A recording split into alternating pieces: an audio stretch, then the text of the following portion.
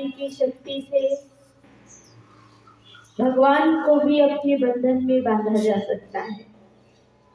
इसीलिए शांति की जरूरत होती है और बड़ी बड़ी जंग भी जीता जा सकता है शांति के द्वारा।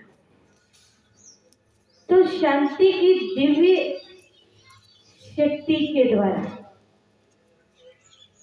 दिव्य किरणों के द्वारा हम सभी इस संसार को बदलकर एक नवयुग का रूप प्रदान कर सकते। इसीलिए संसार में जब भी तो भगवान के दरबार में जाते हैं तो क्या मांगते हैं? शांति। हम भगवान को शांति दो। अब शांति कौन सी चाहिए? क्योंकि शांति के भी कई प्रकार है ना। आप और हम यहाँ शांत बैठ जाए तो ये भी एक शांति है। जब नींद में होते हैं तब भी एक शांति होती है। जब कोई शरीर छोड़ देता है तब भी कहते हैं कि फलाना शांत हो गया। तो क्या हमको ऐसी शांति चाहिए? नहीं। तो फिर हमें कौन सी शांति चाहिए? हमको चाहिए मन की शांति। मन की शांति क्यों चाहिए? क्योंकि मन की खोई हुई समर्थी को वापस लाने के लिए शांति की एक सर्वोत्तम उपाय है। क्योंकि मन आत्मा का एक अंग है, समझो ना। शरीर का अंग जैसे हाथ है, ऐसे आत्मा अपनी 3 शक्तियों के द्वारा काम करती है, मन, बुद्धि और संस्कार। तो मन की शांति मतलब हमको आत्म शांति चाहिए। आत्मा में शांति क्यों चाहिए? क्योंकि इसी से ही ज्ञान, पवित्रता, सुख, शांति, आनंद, प्रेम और शक्ति हमारे अंदर जागृत होती है। क्योंकि इन्हीं की कमी से, जैसे रोग प्रतिरोधक क्षमता के कम हो जाने से शरीर बीमार होता है, ऐसे आत्मा के सुगुण कम हो जाने से मनुष्य के जीवन में दुर्गुण घर करते हैं। तो काम, क्रोध, लोभ, अहंकार, जिसको आज संसार में लोग रॉब, पावर, स्टेटस समझ रहे हैं, वास्तव में वो उनकी सबसे बड़ी कमजोरी होती है।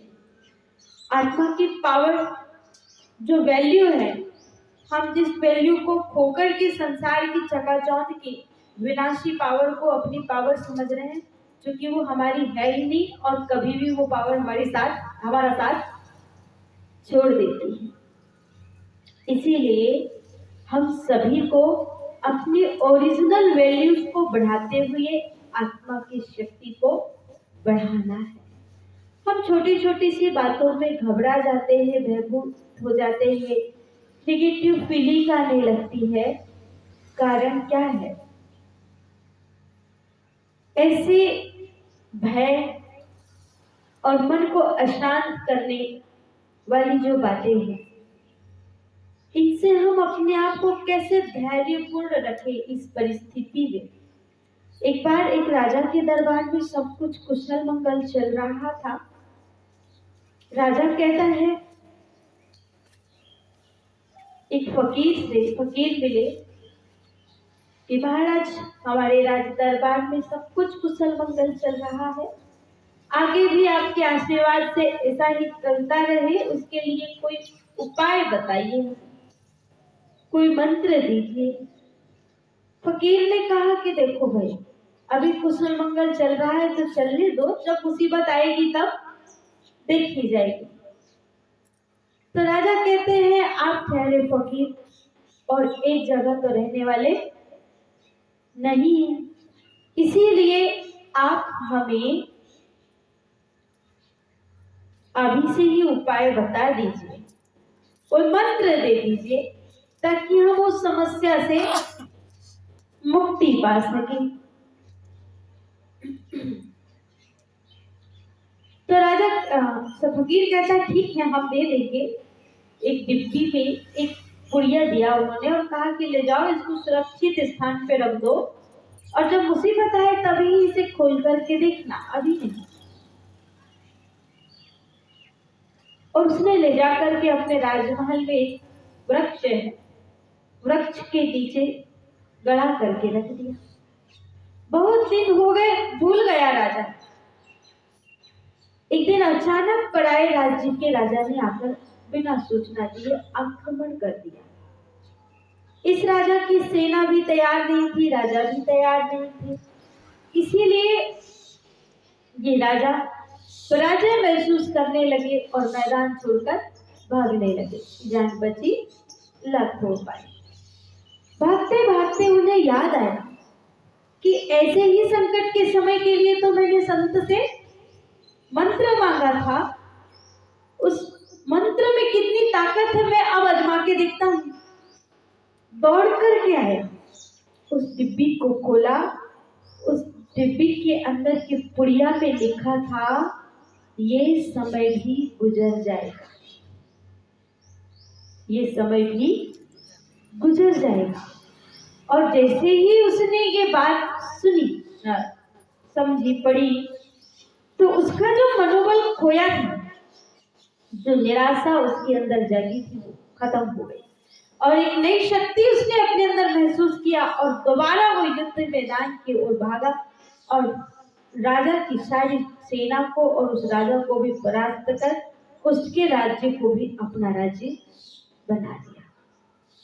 कहने का मतलब है कि जीवन में जब मुश्किल परिस्थिति आए तो पहले से वो नहीं थी, आज अचानक आई है तो वो भी चली जाएगी, क्योंकि समय ही एक दुनिया का एक ऐसा है जो कभी भी किसी का स्थायी नहीं रहता, चाहे वो अच्छा हो चाहे वो बुरा हो।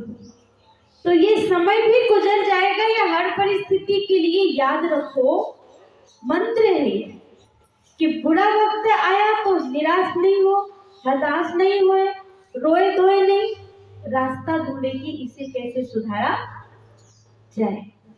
और जब अच्छे दिन आए तब भी याद रखो कि ये समय भी गुजर जाएगा, क्योंकि अगर ये याद नहीं रखी तो इंसान धरती पे पाँव रखना भूल जाएगा और अभिमान बढ़ जाएगा। तो अपने अंदर के अभिमान को कंट्रोल करने के लिए ये मंत्र याद रखेंगे कि ये समय भी गुजर जाएगा।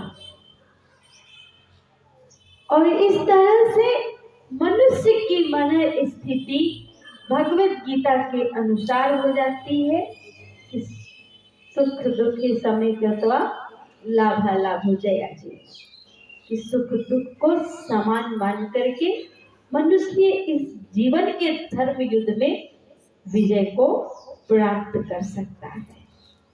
तो जीवन में भी हमेशा चुनौतियां आती है, परिस्थितियां आती है, संघर्ष आता है, तब इस मंत्र को आप याद रखेंगे। कौन सा? ये समय भी गुजर जाएगा। इससे क्या होगा कि हमारी आत्मा की जो 7 वैल्यूज है ना, उसको हम नहीं खोएंगे। इतना लो क्वालिटी में डिस्चार्ज हम नहीं होंगे।